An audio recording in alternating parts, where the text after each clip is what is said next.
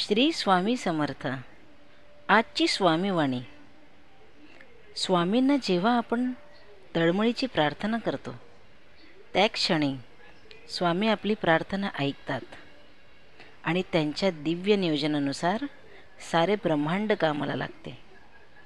मग जे जे घडते आहे ती स्वामी इच्छा म्हणून स्वीकार करायची आहे.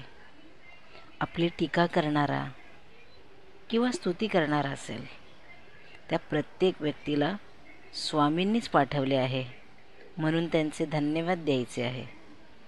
त्यांच्याद्वारे जे शिकवले जात आहे ते शिकायचे आहे आणि स्वामी संकेताप्रमाणे आपले कर्म करत राहायचे आहे.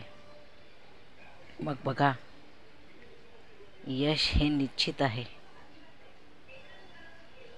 श्री स्वामी समर्थ.